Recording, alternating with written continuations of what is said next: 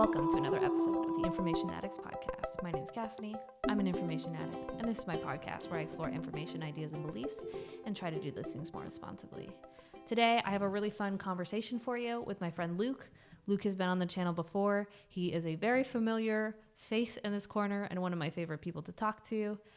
He had seen my Jordan Peterson breakdown and wanted to talk to me a little bit about culture war, and we kind of framed it in this idea of culture war in the masculine and the feminine. And so, I had a really fun time, really interesting conversation, and I hope you enjoy it. Luke, welcome back to my channel. Faraday was telling me, Faraday was telling me you gotta have Luke back because he needs to be a regular. I agreed, so. Well, that's nice. Whenever I think about you, I think about both of you guys. And I was thinking, because he's not as involved in the little corner. He maybe watches stuff, but it's not like the old days. And I miss interacting with him. But Yeah. I think for him, it just came to a point where it's like, okay, it's time to get more yeah, grounded in real life. And so, totally. even me, I've taken more of a step back from the online space. I do a lot more with the in-person, but Yeah, but same. I think it's good for I him. think that, So and I think that's kind of the natural cycle that I see. That was always bridges, or like Joey's thing with bridges of meaning, too. He was like, it's a bridge. yeah. Like, if you just stay here forever, you're and live under the bridge, you're a troll. You know, like you should be taking the bridge to somewhere. Yeah, But exactly. yeah. But anyways, I won't have you go into an introduction because I'm sure a lot of people will know, and I can put a link to the conversation that we had last time if people want to get a little more background on you. They don't know who you are. But yeah, hmm you had been commenting a lot on some of my videos, and you mentioned you had a lot of thoughts on one of my Jordan Peterson videos, and so I figured, hey, let's talk about that and sort of the sense of culture war, and we talked a little bit about this idea of like the masculine and feminine in the process of that. So hmm I'll let you start, and then we'll go and we'll see where this thing we'll see where this thing lands.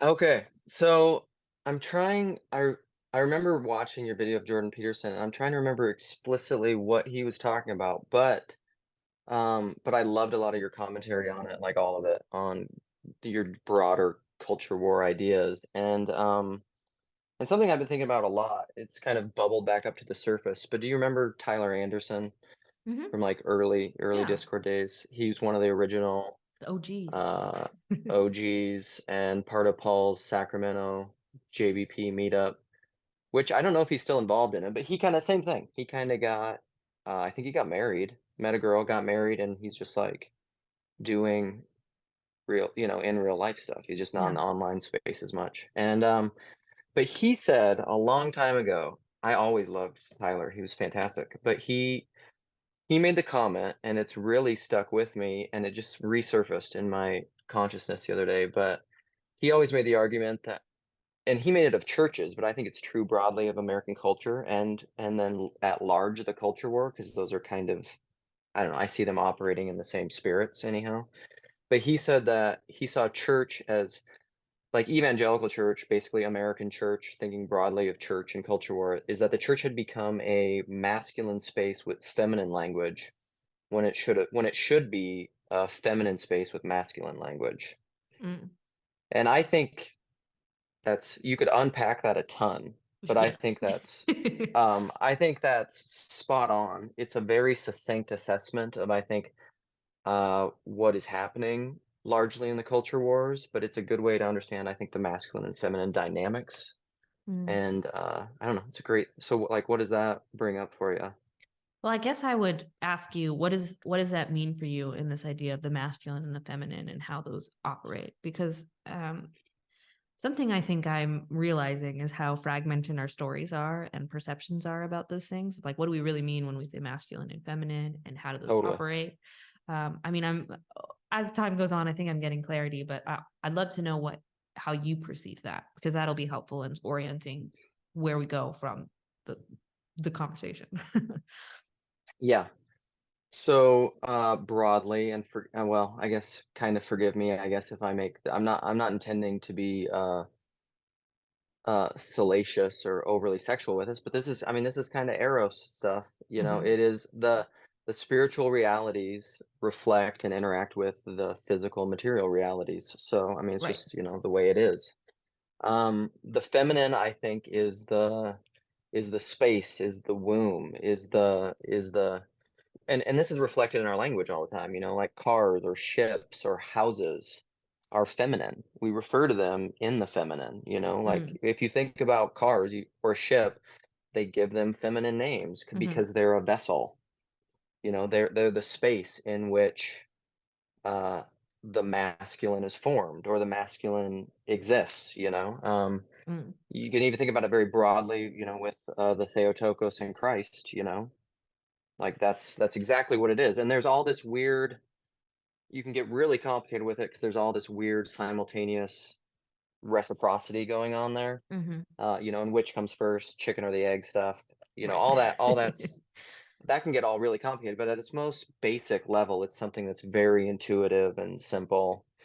And and so how that relates largely to culture wars and like what Tyler was saying, I think, is that a feminine space would be a space that is very, I would say, hospitable and welcoming and nurturing and fostering. And it is limiting in a sense that the space, um, there are certain parameters and constraints there because the space will define what exactly masculine form can manifest there. You know, like a Mm. feminine womb is gonna, a human woman's womb is going to make a human baby. But yet it is it's much more in line with, I would say, proper hospitality and femininity is like gardening or husbandry. Like good gardening would be like you're defining a space and you're doing certain things to cultivate stuff, but you have to listen, you have to let go. You can plant certain things, you can weed certain things, but somewhat you have to let you exist in a harmonious relationship to that. And maybe a proper husband would be like a conductor of like a symphony or something where that you're trying to direct things, but like you can't be, if you're going to be like a authoritarian dictatorial conductor, like it's not going to work well. And people aren't going to respond to that well, and it's going to be a terrible symphony. In the same way with gardening, like you have to, for lack of a better word, listen to the plants, listen to the ways they're interacting with each other. Why is this growing a certain way? Does it need more shade? You know, you have to kind of dance with the garden. And I think that's what a proper feminine space does. Mm. Is it's not completely without constraint. There are constraints there because that kind of the kind of idea of hospitality being just like a completely ruleless or boundaryless thing that's just like anything goes is Right. ridiculous. I don't think Yeah. that's true. Sure. But it is but it is hospitable in that it lets things grow. And then the masculine is then, I don't know. I struggle more with the masculine, but I guess that's just my broad take on a healthy feminine space, which I said a lot. So What do you think you struggle more with the masculine because you are male? Like in understanding that? um maybe.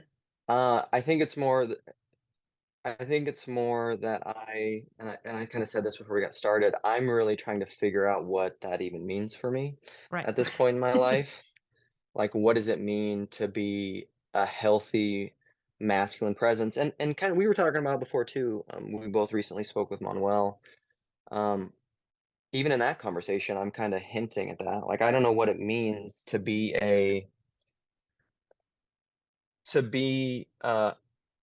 in a healthy way assertive because Mm. these things are always in tension for me. So, like, for example, my temperament, I've probably talked about this a lot before, and you know this about me, but like if you just look at big five traits, my agreeableness, like there's two subcategories of agreeableness. It's like politeness, I think, and then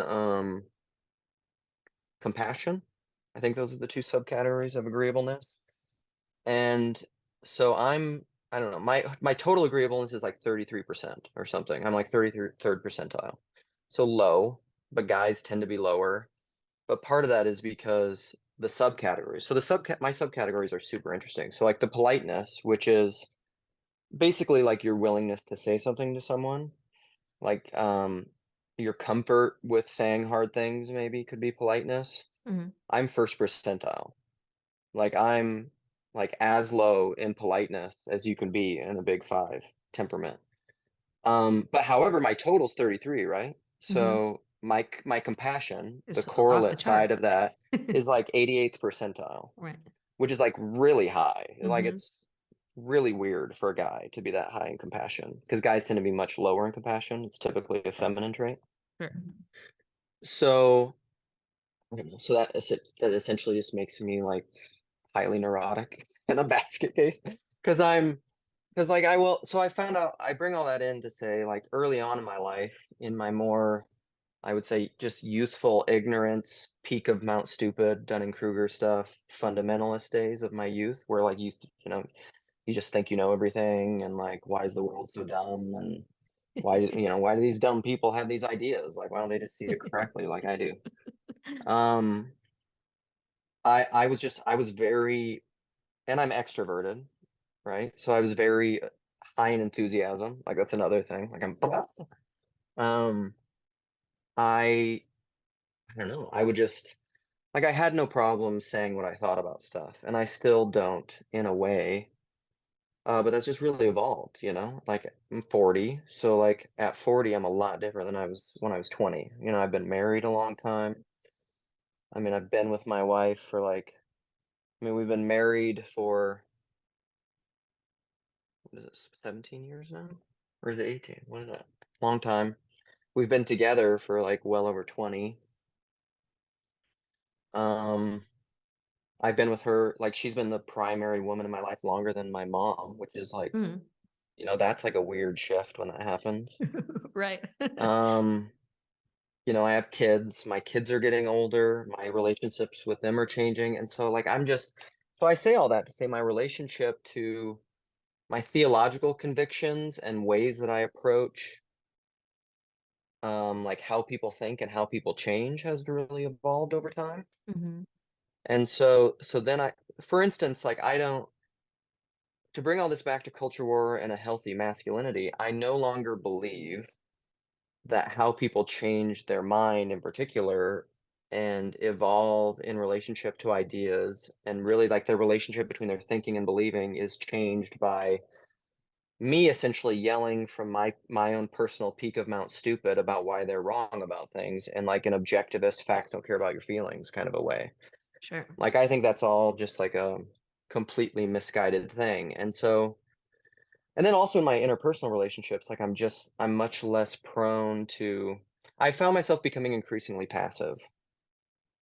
Um, and I guess that's due to a variety of things. It's due to a kind of lack of faith in um, healthy intellectual dialogue, probably. As far as talking about ideas go, like I just think so few people are capable of actually having a healthy conversation about ideas that I often despair of doing it. So I kind of withdraw from that. Mhm. I think you're great about it, which is why I would love to talk to you. Well, thanks. But yeah, and then like interpersonally, like with my wife, for example, like there's just or with kids, any long-standing relationship, there's this thing that happens, which I'm sure you're familiar with, where it's just like, with your kids or with your spouse or whatever, you just like we've talked about this 100 times, 1,000 times. Like we've been in this situation a million times. And very often, like with my kids, what I end up doing now is like I'm very less prone to tell them something because I'm just like, you know what I'm gonna say before I'm gonna say it. Like you know what I'm gonna say in this reaction, in this situation. You know what I want of you. You're unwilling to do that. So like so then what's the point of me saying it? Like there's no point in me saying it. There can almost be like kind of like a reactive kind of venting or pride in saying it. So I've just been all that to say is like I've just been trying to discern what's going on there, and it's made me how to have a really healthy masculine assertiveness because I think that's what masculinity is. It's some kind of asserting of I don't know, is it an assertion of will? Is it an assertion of like that's the thing. I have a lot harder time defining like what masculinity is. Masculine spirituality, it's some kind of an assertion. And then what is a proper role with that? Because I think largely in the culture wars, what you have is what I think it is just a very unhealthy masculine and feminine spirituality. That's just what it is. The space isn't hospitable, and it's a lot of unhealthy masculine where everybody is shouting about what they think is right, which is what I call the exclusivist religion of the right side of history, right? Like everybody needs to just get on the right side of history, which is agreeing with me in whatever topic and insisting on your own way. I like to play off that Pauline text, Hmm. because love isn't insisting on your own way, right? Sure. And and so like how does one what I've found for myself, I don't know. This is how I end. I've been talking a long time. This is why see I'm a good guest. I'll just talk the whole time. It's great. Um Makes my job so easy. but Same. yeah, yeah. Um and yeah, feel free to push back on any of this. But I had this so I have no problem. I'll bring up this example because it's a personal example, and you know me, I'm always pushing personalism. I think you're the stories, the narrative, like what, which is why I love Paul's stuff, is like where the most meat is. Like in the Hmm. abstract, like it's a lot easier to, I think, deceive yourself, but in the Hmm. personal, it's a lot more real. So I Hmm. had this, I don't know, weird non-conflict with my wife where we were traveling somewhere and we were doing this thing together and we were in separate locations um and again like I thought I didn't have access to my phone, she didn't have access to her phone, but I assumed and I just kind of guessed that she would know what was going on with me because I was taking longer and doing some extra stuff, but I figured she would just figure it out and roll with it. But then all of a sudden this third party interjected. Sorry, I'm being ambiguous about some of this. This third party interjected and said, like, your wife has called an Uber and is like ready to go and waiting for you. And so all of a sudden I had to like really scramble and hurry and try to figure everything out and get to where the Uber was. And so because of the dynamic of our relationship and um because because of perhaps certain tendencies of hers that are, one side is a strength and one side is a weakness, depending on how she's relating to that. And in me, one side is a strength and one side of a weakness. I was fearful, like I just got out to the Uber, but in all this, like I'm thinking all the time because I'm such a like everything to me is about relationships. I was thinking like, is she mad at me that I'm taking a long time? And then upset about all that and thinking I'm being selfish, and then essentially like passive aggressively calling an Uber to just be like, get your shit together, like let's go. Hmm.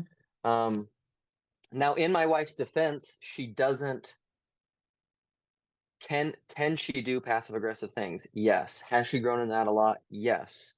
Do I think she does that kind of stuff very much? No. Was there a good reason for me to think in this instance that she was doing that? Not really, but also because of my own kind of neuroticism and then like what Tim Keller calls in his book The Meaning of Marriage, woundedness. Like basically like there's something in our relational dynamic that left that possibility open to my imagination, just be like this could be happening. Right. So this was a fear that I had going into it.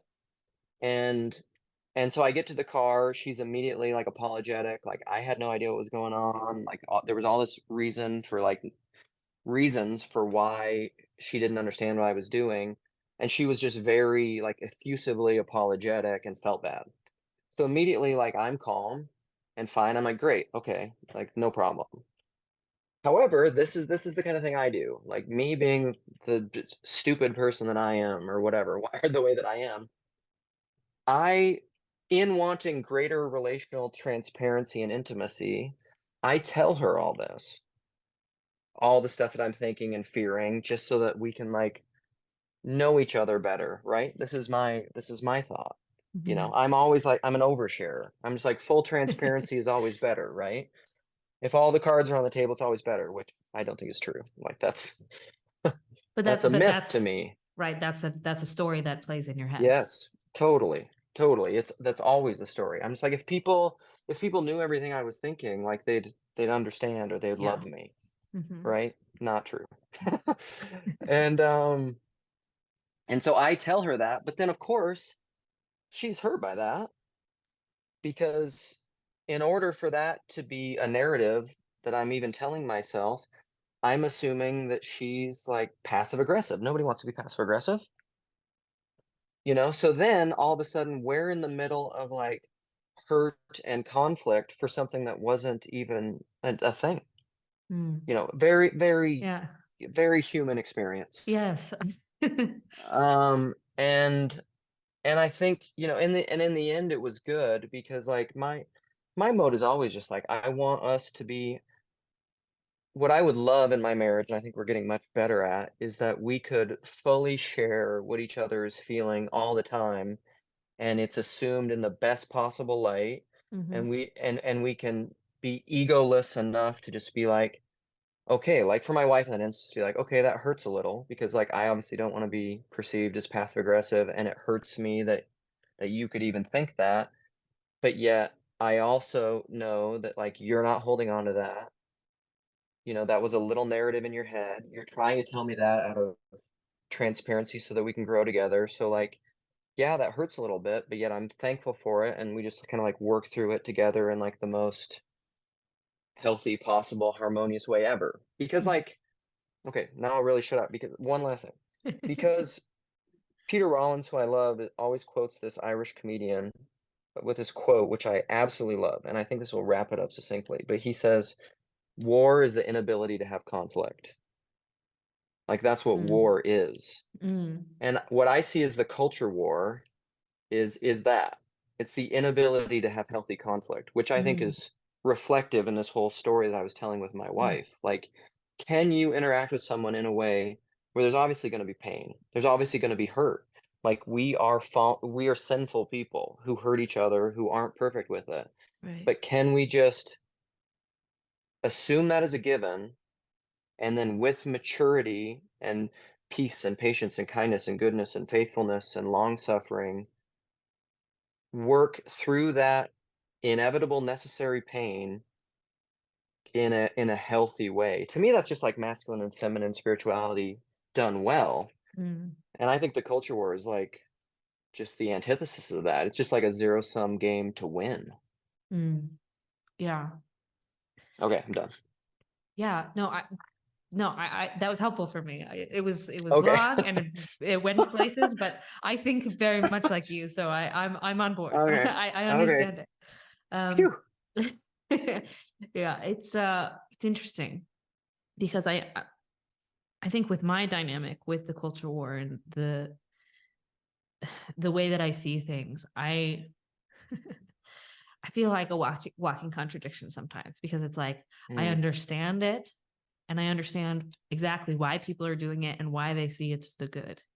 Yet I mm-hmm. also am like, I understand it on both sides. So all of a sudden you're Yeah, yeah, sort of yeah. like feeling like you're pulled apart and you're like someone wants to put you in a box and you're like, I'm never going to fit where you want me to. And like Right. as a filmmaker and a creative, I find myself very often in these left-leaning worlds, engaged in story and beauty and Yeah. feelings and all of those things, and they're very much a part of myself. Um, Mm-hmm. Yet they're this one extreme, which is the counter to the other, which is the hyper rational and the Yep. facts don't care about your feeling world, which I also see a place for and like a Mm-hmm. participation in. Yet there's this world where the um and it's probably less than it feels, but it feels like everybody's just throwing rocks at each other and it's creating this bigger and bigger space where we can't find that way to have that healthy conflict and integrate with each other. Yes. Yeah. Yet there's something and like that's where I think I have this struggle because I really love people and that's what got me interested in filmmaking and art is the recognition that these stories were very human and they were helping us understand what it is to be people, and not necessarily how to live as people, but Yeah. what people believe and the story they think they're in, and how that Mhm. challenges the perceptions of different things. And like, I've lived in so many different cultures, right? I grew up in a conservative Yeah. Christian evangelical bubble of non-Protestantism, moved to Oakland, where I lived in the Bay Area, where it's super liberal, Mhm. um, and sort of like spiritual, not religious land. And then I went to Australia, which was at least the people I was engaging with, anti-religion, Yeah. very, very, very secular, like a hatred towards religion. And then Yeah. back to Phoenix, um, in a different in a different sense. But you go through this journey and working in entertainment while in a conservative space. So there's constantly all these stories you're hearing and you're telling and you're understanding people and why they're coming to ideas. Yet there's this very human dynamic where the challenging of an identity, especially an identity that you hold very deeply and sacredly, that shapes how you see the world and shapes how you view it, and the right way to act in it, being challenged can bring that triggering feeling, um, Mhm. that leads you to a defense. Um, Yet the way that's manifesting, it's like, I think particularly with my generation, like the millennials, I think what's happening is we were told for so long to be polite. We don't talk about politics or religion. Let's just Yeah. keep everything civil at the family dinner table and at holidays. Mhm. Just ignore it. Let's be PC and let's move on. Yet somewhere Yeah. along the line, that started clashing, where we're having all these stories Yeah. come at us and we're saying something's not right. Like Yeah. politics, religion, these big questions are something I should be talking about. Yeah. But we were never taught how to handle that or have healthy conflict with it. And so we're Mhm. trying to go out and participate, and it comes out like culture war. And Yeah. there's like that part of me that's like, well, I want to have grace in that. I don't want to be the one that's like, culture war needs to die. It's destructive. It's nothing good is coming from it. Because I don't Yeah. actually think that's totally true. I don't think nothing good is Yeah. coming from it. I start to question how much good is coming from it. And I think part of it, well, I guess it depends on what your side you're looking at. But on the conservative side of it, um, part of it is that sort of lack of beauty in the conversation that I think is making things a bit difficult, where we want to look for truth first, um, Mhm. independent of anything else, to teach us to do good. And it doesn't matter if it's ugly or beautiful, because truth is ugly, and and that's the most important thing. And Yeah. um listen, I am a huge advocate for truth. I think true answer to these questions are important, and I'm the last person to placate to someone and say something I don't believe is true. But when you lose sight of how do we do that in a beautiful way, and like Yeah. aim towards beauty with that, you end up with this sort of back and forth, and then this sort of minimizing and limitation of the way the cultural war manifests itself in the beautiful, which is often on the left side, where it's more looking at beauty and goodness versus understanding, and wrestling with the truth in those processes. Um, Yeah. So a question for you, maybe Sure. pushback, but a question is, I think the way that I broadly see the culture war, because you're saying like the left is more focused on beauty and feelings. Like, it's kind of the opposite of like Ben Shapiro, facts don't care about your feelings. However, I would argue that like the current culture war that we're in is largely, I actually think like this is where the conservative liberal distinction becomes somewhat irrelevant or just Sure. impotent, because I think that it because I actually think both sides are conservative. I Yes. think they're both hyper conservatives, and they're trying to defend their own in like the Jonathan Haidt psychological way. Right. They're both trying to defend their sacrosanct They're cons- orthodoxy. they're conserving something, right? Yes. Yes. And the liberals are conserving a progressive agenda, and the Yes. Yes. conservatives are conserving a traditional agenda. Yes, exactly, Yes. exactly. That's what it is. And so I see it as like a very I see it as like a sibling infighting. Like they're Yeah. kind of the same thing with just like slightly different values. And this is where the maturity for me comes in, is because like if you could, and a lot of people in like the political sphere argue for that. Like if you could just see that about people, um like rather than demonizing them, because that's Jonathan Haidt talks about that. That's the conservative impulse, is like the disgust factor, right?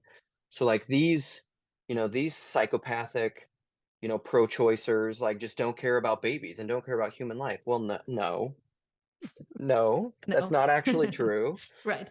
um and all that gets really nuanced, because when you're really committed to that identity of being pro-life, and you've been kind of culture war, I don't know. And this, yeah, I could easily use the converse of this. So if you're pro-life, like don't get offended by it, because I could flip it and do the opposite. But like if you've been really, what I would say is, on a spectrum, indoctrinated to your own tribalistic group in think, then you're not going to be able to have compassion on the person who disagrees with you and see the truth in whatever they're saying. Sure. Because like and you're going to take the extreme fringes of the opposing view, and you're gonna broad brush paint it over everybody. Because like, are there people who are pro-choice who are like anti-natalist, who really just don't really care about babies, and they're probably okay with, like some degree of, who's the like Peter Singer, or what's the word for just like essentially culling like adults that they just don't think are worth living, like let's get rid of, what's that term that like started in the Nazis got behind, and then it's like, if you go through the history of all the whole pro-choice movement with Are you talking about eugenics? yes, yeah, Okay. sorry, that's the word I couldn't think of. But like, will you find people in that world? Can you find voices that are just like, yeah, let's kill anyone who's handicapped, that leads to like Aryanism and superior races, and just like, essentially like the Spartan, like kill the weak babies. Are you gonna find those kinds of people? Yes. Is that every pro-choice person? No. Like, are you kidding It's me? the very small minority of that, right? Right. And so like there's this huge overlap in the middle that like we can't even really have a conversation about. And Yeah. I Well, don't know. I, I- and beauty is such a hard word because it's a word that fudges, right? Where we have the sense of what beauty is, but I don't think we're dealing um, with integrity on what that is in a holistic sense. And Mm, you kind of look this through a creative lens, right? Where we make art, and a lot of modern art is trying to make these ideals look beautiful, right? We put them in stories to make them beautiful and compassionate and moving, and it's a way to kind of um, take this aesthetic sense, and instead of just rationalizing why this is how the world should be or how the world is, we put that in a story to move people with this sense mhm, of beauty that speaks to us in ways that words don't. The problem is, there's this downside to this hyper aestheticism of beauty, of like, you can wrap um you can wrap any story in a lens of beauty. It doesn't make it holistically beautiful. That's where we get propaganda, that particularly the mm, dangerous kinds, where we're trying to make yeah, heroes of people who maybe are a little more flawed and moving towards a mm, world that is not looking towards a betterment of life and morals and truth um, in the full sense. But you can mhm, get that sense where it's like, oh, when we consume these stories and we do that without intentionality, all of a sudden we get that. It opens up that door that we mm, start believing stories are beautiful, that um, maybe if we dug a little deeper, there's more complication to what that looks like. And I see on the left side, it's very moved towards like love and acceptance and authenticity, mhm, which are yeah, all good things right, in their proper order and moderation, right? Like, even as a yeah, Christian, like, we move towards Christ to be more ourselves, to be more authentic and Yeah. transparent and good. Yeah. Yet what that looks like is not, uh, you know, Probably impossible to define. yes, but in some Yeah. ways there's this unspoken sense on the left side of the spectrum that love is love, and acceptance means accepting all, um, Yeah. without questioning the Right. process of what our actions and behaviors in the world do. And the conservatives are sort of on Right. the other side of like, we have to hold to the truth that some of the behaviors Right. and the things we act are dangerous. Um, Right. you can look something like Daily Wire, right? They're sort of they're trying to find this balance, right? They're doing these culture war videos where they're facts don't care about their Are they? feelings, and they're rationalizing, they're rationalizing um points of why something is more good than another, and the left are snowflakes or whatever. Yet they're also making culture, right? They're making movies, they're making kids programming, because there's this recognition that there's something to the beauty and the culture, but they feel they've been locked out by the gatekeepers in Hollywood. And Mm, so, hey, this is how we're going to fight the culture war. But what most people see is the truth first, rational side of the mentality, and they yeah. hope to spark that to win people over to this creative side. I don't think it's the wisest. It certainly may help you grow faster. I don't think it's the wisest move in the long term if you're really wanting to create beauty in a holistic sense, particularly in an artistic sense, because it Yeah. sets you up against them, against us, and you can't, Right. Right. a lot of film, especially in the mode of subversion, where we're flipping narratives on their head to say something about our culture or the world or the stories we Mm, believe. Um, there has to be a sense of healthy criticism and an ability to deal with that conflict, to mhm.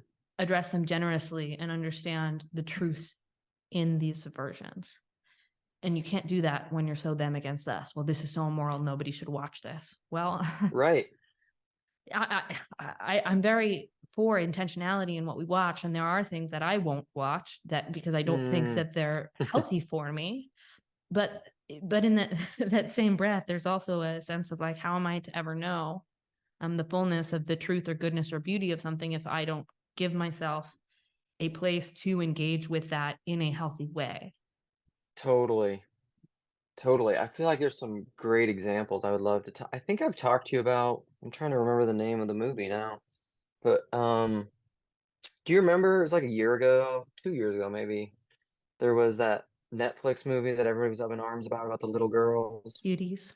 Have we talked about this? Cuties, I yeah. don't know if we've talked about it specifically. I talked to Andrea with the Bangs about it on her channel Oh, a long I time think I ago. saw that probably. I think I saw that probably. So it's a great I don't you could pick any example, but I think it's fun to talk about all these different examples because I think they're again, it like it brings it down or it concretizes it. Hmm. It's like it's an incarnational knowing because we're just not up here in the clouds where we're talking about abstract ideas. It's like this is an example of this reality.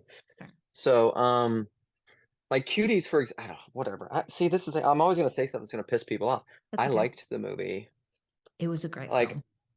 I thought it was a really great movie. And I It, thought I even think the intention, in as much as there was an intention for the creators of the film, I think what they were going for I actually think what they could have been going for was, like was the very thing that all the critics of it were, like, afraid of, was to yes, point out the very thing that everybody was afraid of. yes. Um, And that and indeed was her intention. If you go to the director and you look at yeah, what she was trying to do, she was trying to create that, using realism and the style of yes. realism throughout Yeah, history yeah, yeah. to jar people awake to the realities of what's happening to young girls, Yeah, and this call towards childhood and childlike yes. wonder. And you It- have to shoot it that way to do that. yes, yes. Otherwise, it you doesn't work. you do. Now, there's certainly a question about like creator ethics that we can have, and having Sure. that conversation of like, oh, well, Should we go that far, especially with children? That's a totally valid conversation. But what was happening, especially on the right of the culture war, is like, this lady's a pedophile. She's objectifying children. And you're Yeah. taking clips out of context and putting them all over the internet.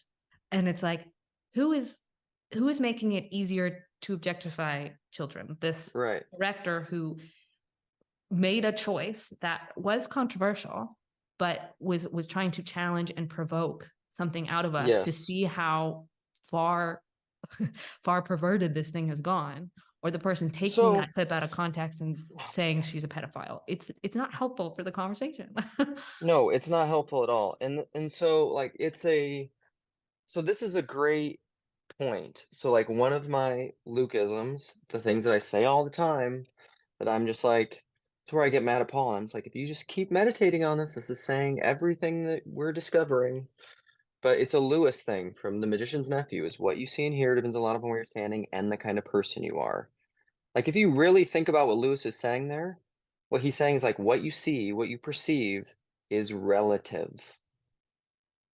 Like he's making a relativist statement there. Like, I mean, I don't know how else to take that. That's what he's saying. And so like you see cuties, what you see and hear depends a lot upon where you're standing Mhm. and the kind of person you are. So we have this group over here seeing propaganda for pedophilia, and we see this group over here saying, no, I'm doing the opposite of that. And then you have both sides yelling at each other about who is right.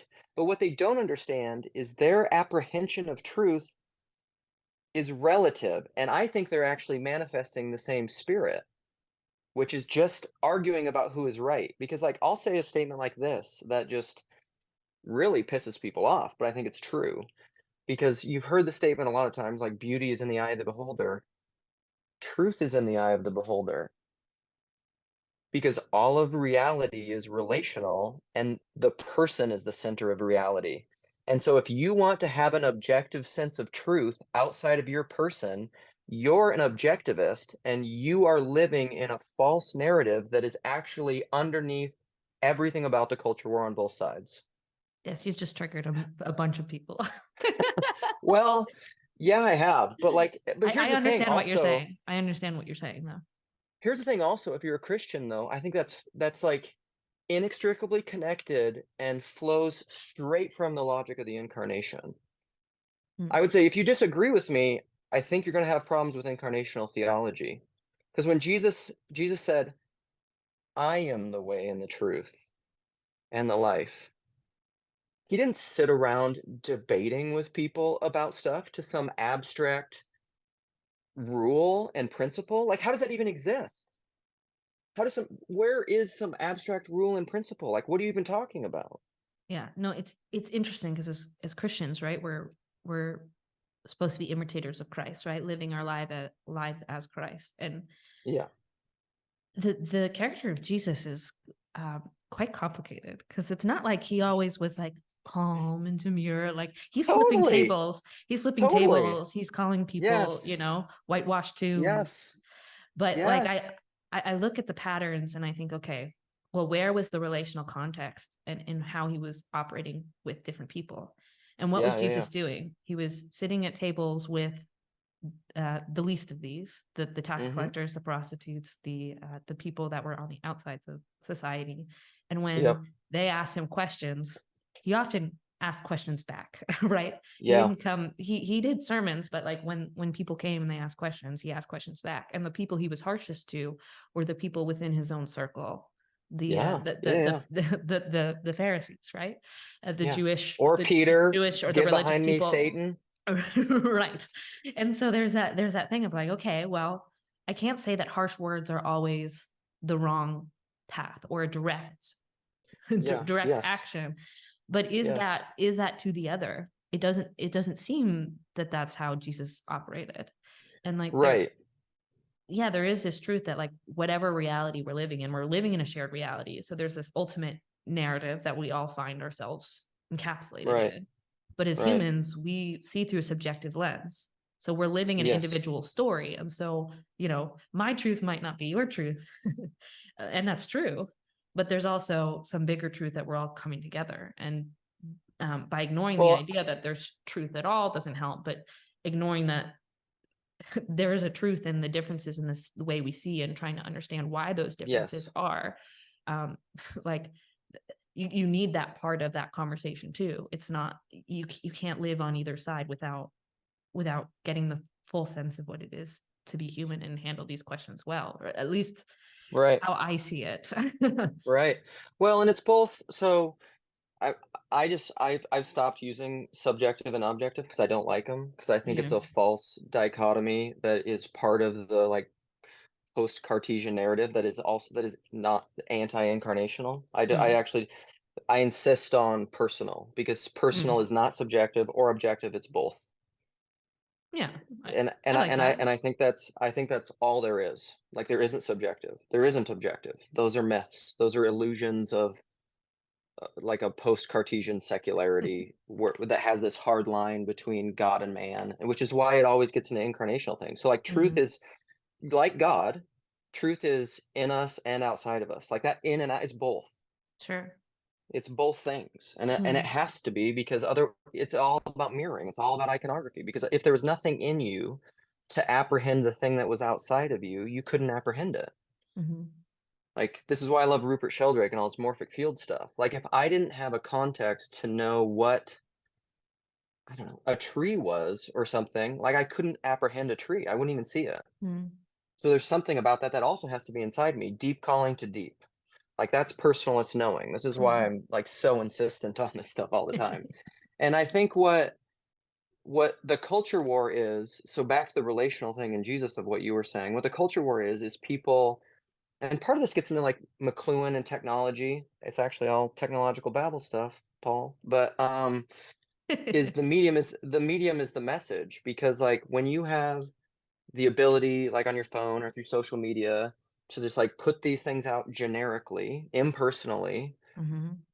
you can just this is why you have like whatever what's that TikTok libtards or whatever it is, like the screaming liberals.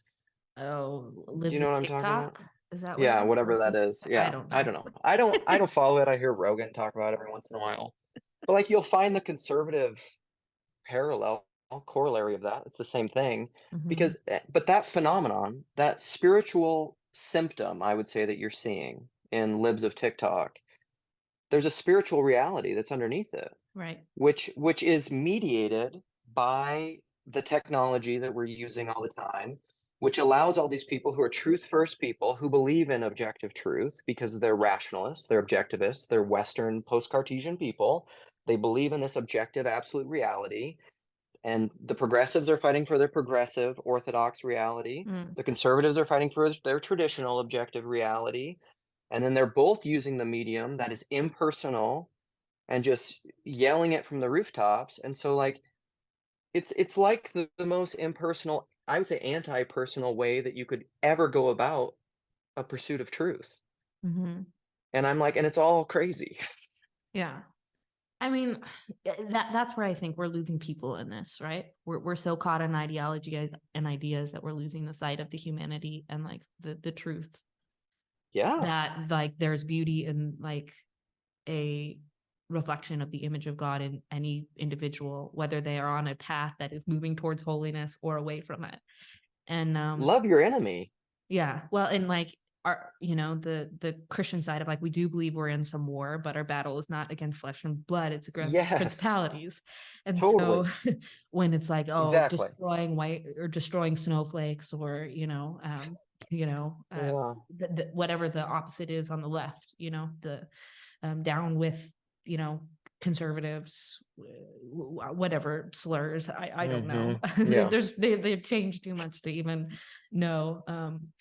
Like you're losing. You're doing exactly the opposite. You're making it about people. And like, okay, to be fair, there is nuance that happens within the culture war. I've been thinking Mm. about cuties a lot because there's a similar thing happening with the Barbie movie. I have not seen the Barbie movie yet, but And there's I'm this. gonna watch it because I will watch anything with Ryan Gosling in it Me too. without shame. He's great. He's great. He's a great actor. You can't help it. He's the Um, best. He's like he's charisma incarnate. But like I'd like to see it. Well, and even watching the commercials, I thought, okay, there's something. I know Greta Gerwig. I watched Lady Bird and Hmm. Little Women, and I do think she Yeah. actually tells female stories that are very interesting and Right. uh, not so one-sided in this sort of like girl power thing. Like she deals with complications of life in a way that you don't see Yeah. always when dealing with masculine and feminine. But Hmm. like I could see that there was going to be this sort of absurdist heightened thing, and she's going to deal directly with some of this stuff. And Hmm. I haven't watched too many of the commentaries because I'd rather see it just fresh. But you hear little Uh-huh. pieces of like this the wokest movie of the year, and like everybody throwing their hands Yeah, up. saw the thumbnail with Ben Shapiro just being like, the people from Daily Wire made me watch this most woke movie ever.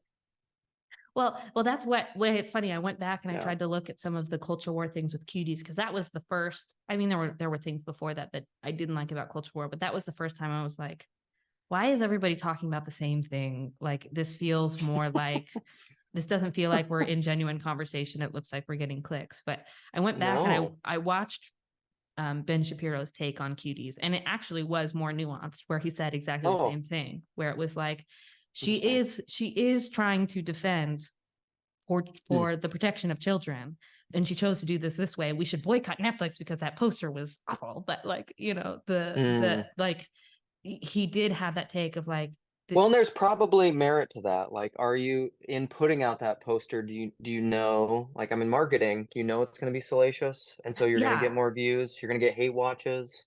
You know? I thought the poster was a bad move. I think it didn't Yeah. speak to what the movie was actually about. Like when I saw Right. because that's when I started. That's what got And me I can see interested that. in it because I saw the Yeah. poster and I remember seeing the poster on Netflix. And as a woman, I guess I don't know, maybe I'm less desensitized to the objectification of women because it Mm. like I'm not sexually attracted to women. And Mm-hmm. like I grew up with sisters, like seeing women not fully clothed is not something that's Mm-hmm. shocking to me. Yeah. But like not obviously in person and children, there's that sense. But Yeah. like Yeah.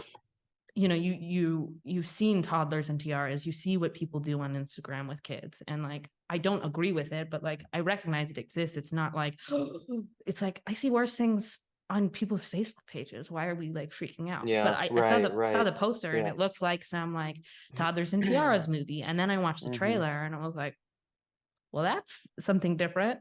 And I watched the Mm-hmm. film and you realize, oh, it's this French film, which the Yeah. French are notorious for using very Yeah. disturbing, striking images to create Yeah. critiques of Yeah. the culture that we live in. And like, Classic French. Yeah. like whether that's the ultimate good or not, we can certainly have a conversation about that. I think it's the healthy Right. conversation, Right. but making it like this woman who created this film is a pedophile, like it doesn't help in this taking someone seriously in the conversations when you have Yeah. a challenge. Gaslighting, maybe. Yeah, it doesn't help. Like Yeah. you can't have a healthy conversation because all of a sudden it's like you're not taking the art form seriously, and Yeah. you're seeing a similar thing with this idea of like the Sound of Freedom film, which is another film Oh. I have not seen. Yeah. Let's dive into that current Sorry, fired up thing. I usually don't try to talk about current things, but it's something similar because that's what's bringing Put cutie all back. this, put all this in the title. We'll get the I will. I'll clicks. go viral. um, but no, there's I saw them often comparing the coverage to Cuties versus the coverage to Sound of Freedom. And I think there Yeah. probably is some truth in the criticism of like there's ideology playing in the way that we're covering these things. But I also hear them talking about, and Chad was talking about this in one of his videos, Mm-hmm. where it was like, he's like, I like the message. It was a mediocre film, you know? Mm. And he's sitting comparing it to Schindler's List. And it's like, well, Well, yeah. Schindler's Schindler's List List. was pretty awesome.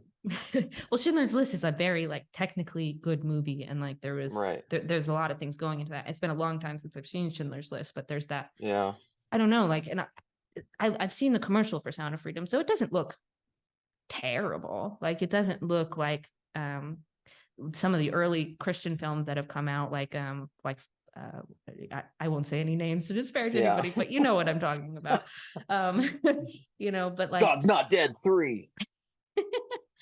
Yeah. Well, yeah. And like, yeah. So there's, I don't have a strong opinion on it, but there is something of that idea of like, well, if you're getting pushback, probably some of it is ideological, but like, you're also you're not framing it well to like get back in the conversation and like enter a good dialogue by saying, comparing your film to Schindler's List and saying this is on par with that, and they just don't like it because they're protecting children or they're part of the problem with children.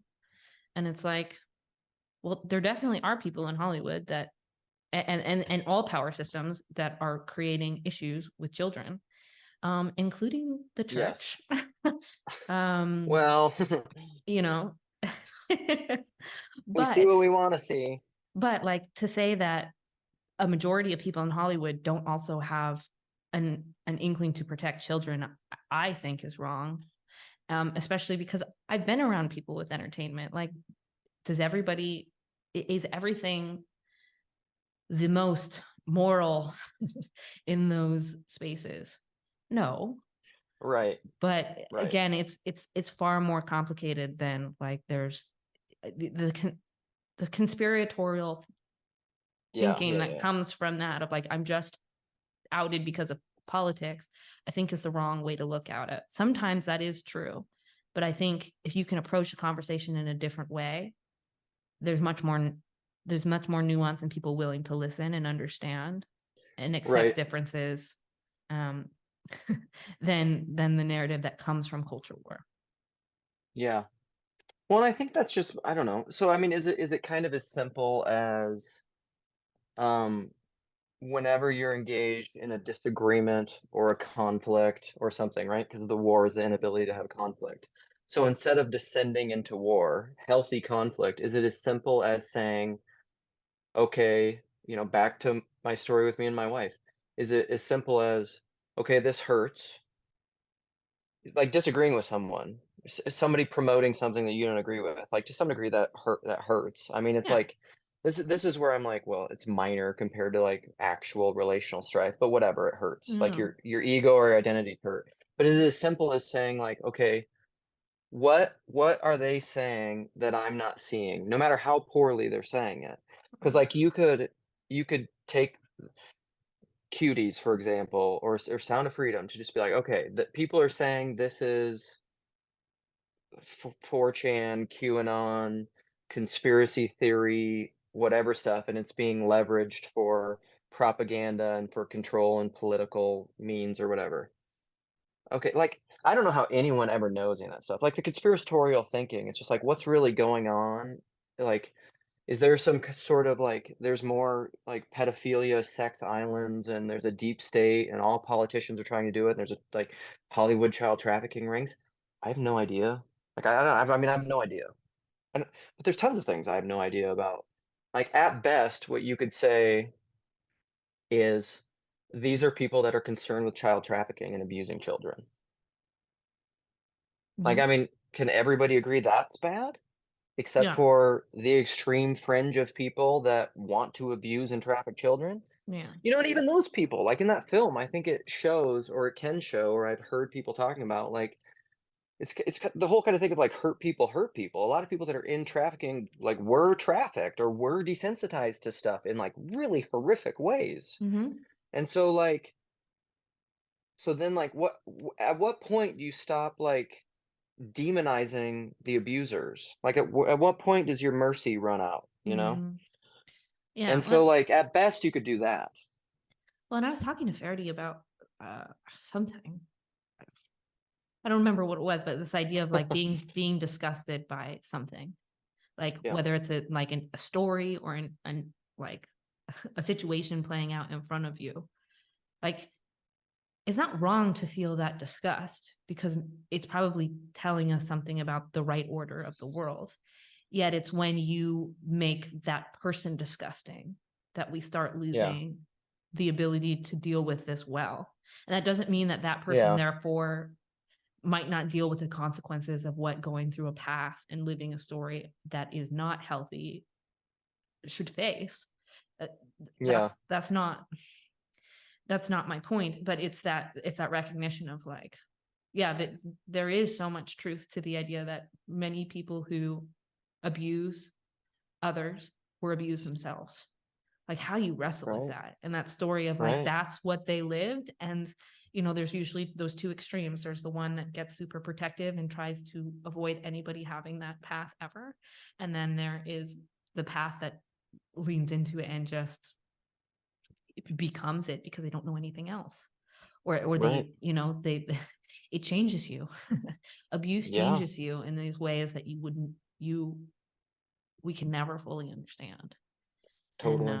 and I do think sometimes those culture war stuff, like particularly in the sexual realm, the people who are the most disgusted and fighting the most to see those things go away, they probably had some sort of experience of abuse in their life, whether it's themselves or someone they're close to. And that's why they have so Yeah. much passion. And so I can have some grace and sympathy of like, Yeah. I get it.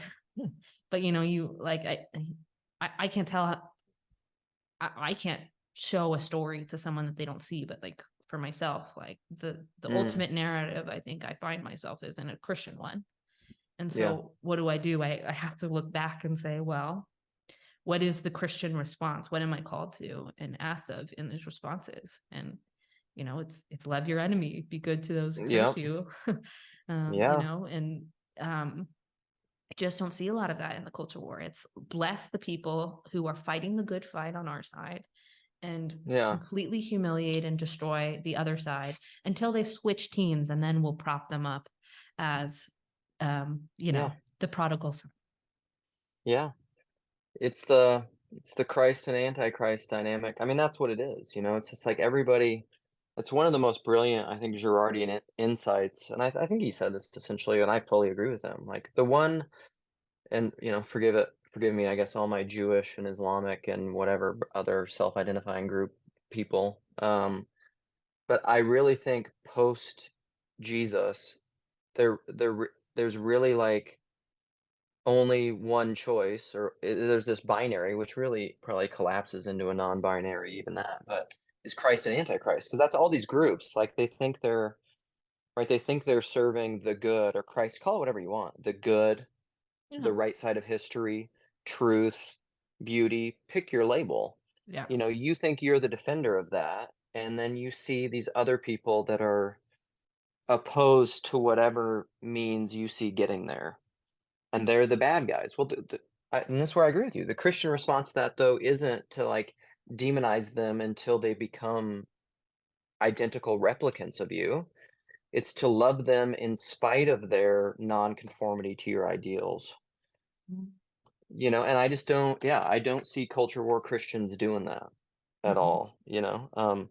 And if you want to say you're just a colonizing culture warrior, that you're not going to be okay with everybody until they become replicants of you, well, then I guess, that's your prerogative. I just don't think it's very Christian, and I don't think that's what you should be doing. But I guess do whatever you're gonna do. Well, and I think it's an impossible standard because as humans, we're wired so differently. Like each individual, but even between the sexes, right? Like we can see Right. these patterns. This is where it gets confusing, and like I have a lot of sympathy for it's sort of this identity questions with gender and sexuality and the way that Mm, plays out in modern culture because we're so fragmented in the stories that we're totally. told.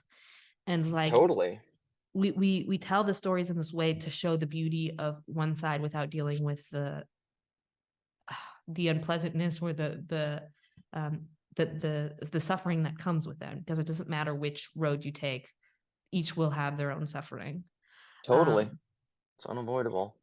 yeah, and there's something to that where it's like we just don't even know what story to believe, and and how that works out. And so um how is the yelling and the self-righteous representation going to help anything? I mean, I look at it, I look at it too. I was I hate the label conservative and liberal, but they have some usage and getting a sense of a picture. But Keep using them, and we'll just the caveat before.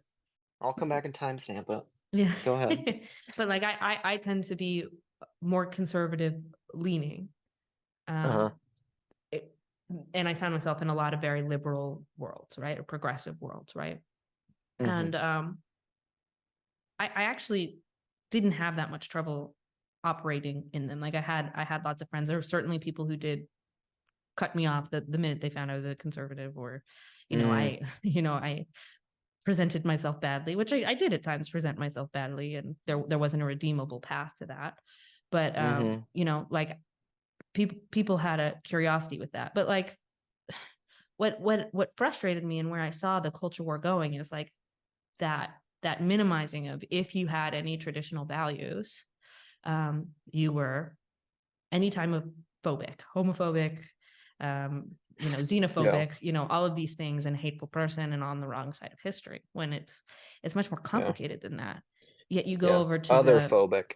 sure, but you go to the right side of the culture war. It's like, okay, we you moved here because you felt like um you couldn't be accepted for having this sort of more nuanced perception, yet you've taken that attitude that you hated coming across when you found yourself in Yeah. more liberal leaning places, and Yeah. are putting it back on them.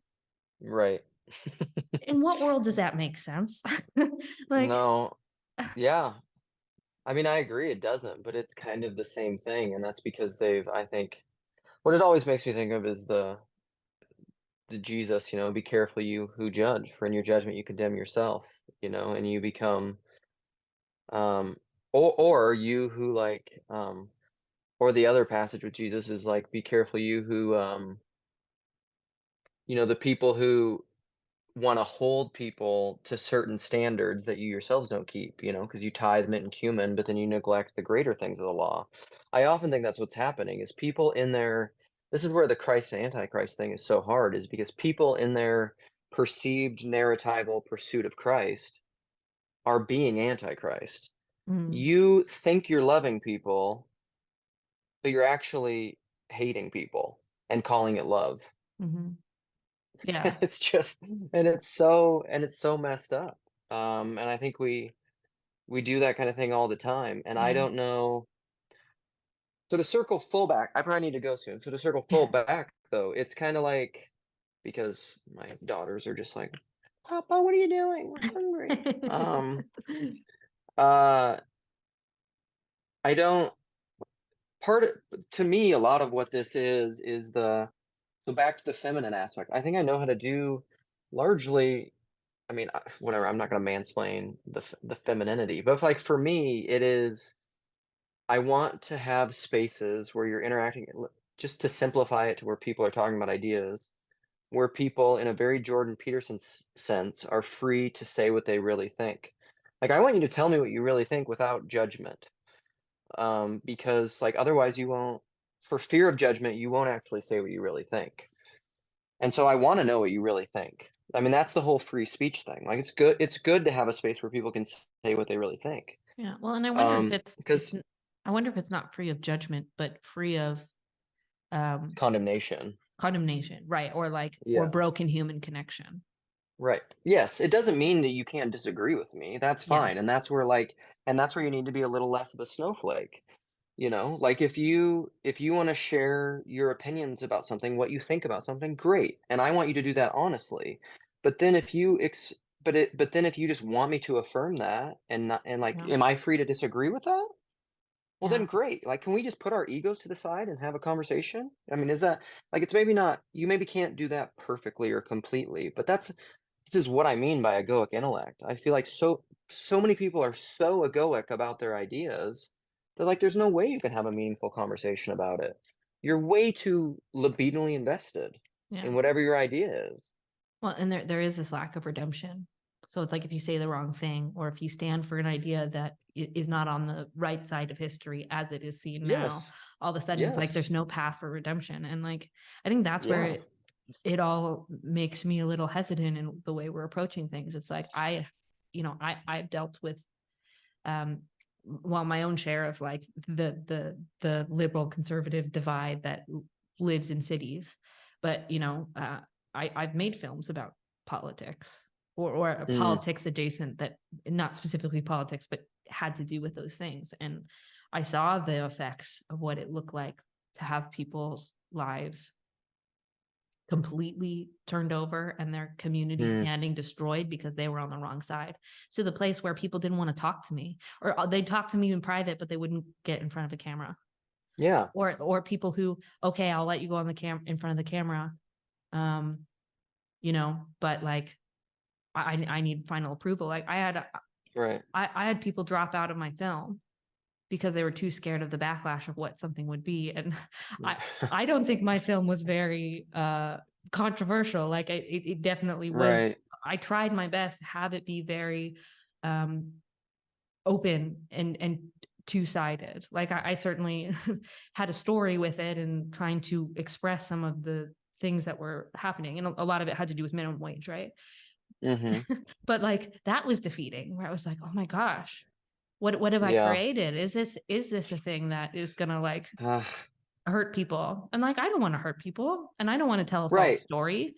But like that's the really difficult part, where it's like there's these real tangible consequences that happen with culture war that we don't understand the unintended Yeah. consequences of those things.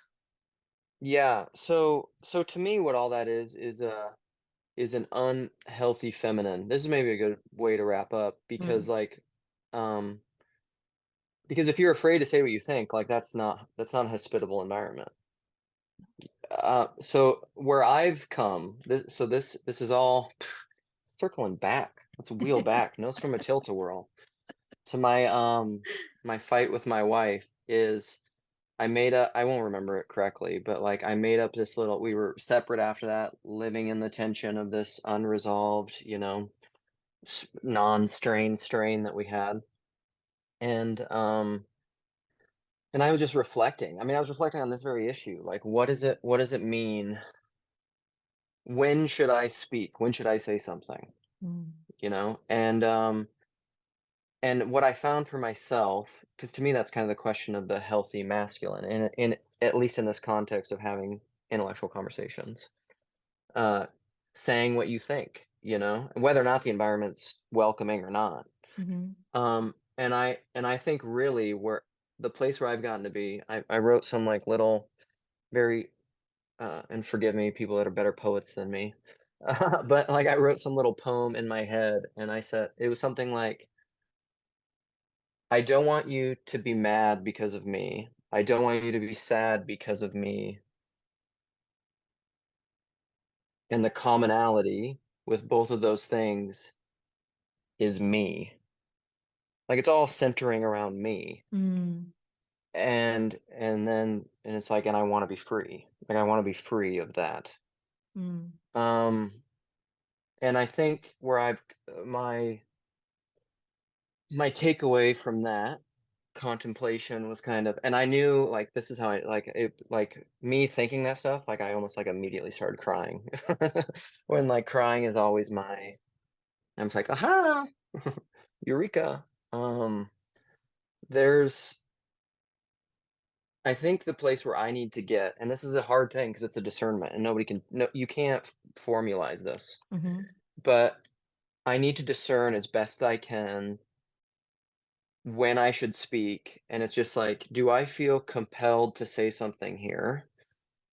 And in as much as I'm aware it's not ego, I'm not doing it out of anger and venting, but it's just like I feel like Jordan Peterson was just really talking about this with Bill Maher. He was talking about Nineveh and Jonah, and like Jonah was supposed to say something to the Ninevites. Like it's a masculine thing. He's like, this is the judgment of God. He was supposed to do it, and he ran away from that masculine tendency, and it threw him into hell, essentially. Like this is what mhm, Jordan Peterson is saying to Bill Maher.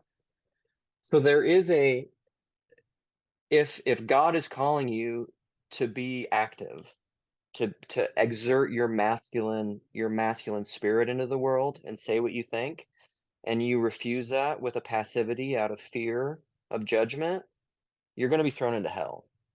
mhm, I mean, essentially. And so in as much as I can, I need to discern like, is this a true space where I need to say something? I'm not trying to win a zero sum game. I'm not trying to score points for my ego, but in as much as I can discern, this is a loving act, and it's hard. It's conflict. Like, it's gonna Mhm. engaging in conflict is hard for me. I hate it. Like, I want to avoid it. As odd as that is with like my first percentile politeness, I actually hate conflict. I have a temperament that's really similar to Jordan Peterson, but like if it's there, like I'm just like I can't compartmentalize it. I can't just like put it over here. Like I gotta go after it because it's driving me crazy. Yeah. And so I need to discern like should I say something, and then I need to say it, but then what I need to do is just like let it go. I have to live with the consequences of what I've said and let it be essentially then, and then move back to the feminine where I'm just like I'm not seeking to control your reaction to what I've said, because that's a tendency of mine. Like, if what I say makes you mad, well, then that like wrecks me or sad. Like that Mhm. really bothers me. And then I want to Mm. seek to control that. And I have to, like, that's you. That's between you and God. Mm. And that's just, I don't know. So like that's where I'm at, Mm. but I don't know how to discern that. Wisdom. Yeah. I don't know. Well, it's hard too because in Orthodoxy there's such a reliance on silence, or like in Yeah. Yes. that. And as a person who loves to talk, it's like it's been a Yes. challenge of like, okay, sometimes you just got to Totally. shut up. But Yeah. there's Yeah. also Because that. that's the thing is I want to will it. I'm just like, how do I be okay with that? Like, what do I need to do? Hmm, yeah, but there is that truth of like, if we don't say the thing if we don't say the thing that we think we should say in the time that we should say it, yeah, you do put yourself in your own personal hell. And Oh, it's bad, man. And that's the only kind I think there is, yeah. because everything's personal. Um, Well, I know you have to go soon. Any last points or words to wrap wrap this full circle round and round conversation up? no, I I really have enjoyed this. I mean, Yeah. I've been around the little corner enough and had enough of these conversations where I mean, part of that's like I don't know, we know each other, we have a history. So I mean, it was just fun to get to talk to you. Yeah. I feel like it was a good conversation. I mean, I'm excited for what people would have to say. I think this topic's really important. Yeah. Um, Yeah. Well, and that's where I think the culture war issue is I'm trying to manage it, where it's like the things that a lot of the culture war people or the red pill people or, whoever in this sort of yeah, like idea of talking about the masculine, feminine, big ideas and religion, I think all of the topics are so important and I want to talk about yeah, them. But the spirit in which they're yeah, happening makes me not want to join. And so there's that totally. dichotomy. And I don't know. I think estuary spaces and whatever is happening with this little corner, if that's what you want to call it, like they're changing the game in something. I don't know how it'll manifest, but whatever, that's all you can do. And I guess I just got to keep playing that game. Yeah, yeah, totally. And I'm our local estuary here in Minneapolis. I mean, it's just barely going, but we've had some weird interactions and conflicts lately. And I don't know. This is where I try to zoom out. Is I'm just like, that's another Christian thing. Like these things, the Book of James and all the things Jesus said, and like it's conflict is good. Like suffering is what makes us. It's a good thing. But I mean, I Mhm. don't know. I avoid it like the plague. So See, and I'm interested. I think this is in some ways where we differ. I don't actually mind conflict. I just well, don't right. like. I don't like Uh, unhealthy conflict. I would rather have it out. Let's just get it off on the table and right. whatever, and move on with love. But like, yeah, there's the Yes. time where you like there's that balance of like sometimes the conflict's not good, but Well, I think I'm exactly the same. I think it's just that you're an 8 on the Enneagram and I'm a 4. And yes. so like I'm just so much more emotional about it. Like it's just like the conflict to me feels like I've told my wife, I would rather be stabbed than fight with you. Like I'm not even kidding. I'd rather you stab me than like we have to go through this emotional conflict. But I am the same. Like I can't like I was saying earlier, I can't compartmentalize it. So like and that's that first percentile politeness that I often pursue the conflict, but that's just because I can't just live with the conflict unspoken. Yeah. That's just as torturous. Yes. It's worse. So, To me, it's worse. It's like, yeah. Oh, all right. well, this was a joy. Yes. 30, tell us what you think. Comment, like, and subscribe. Yeah. No, I'm sure he'll watch this. I don't know. He used to watch all my videos. I don't think he watches all of them anymore because it's weird because we're around each other all the time now. And it's like, Yeah. don't watch me with you. Like, do that on your own time. Yeah. Yeah. Before it's just getting all he could, man. And now he's like, okay, I gotta go to work. Go away. Whatever. Old hat. All right, Luke. Well, thanks. This was a lot of fun. Yes. Thank you so much for watching. As always, I will close with Serenity Prayer. God, grant me the serenity to accept the things I cannot change, the courage to change the things I can, and the wisdom to know the difference.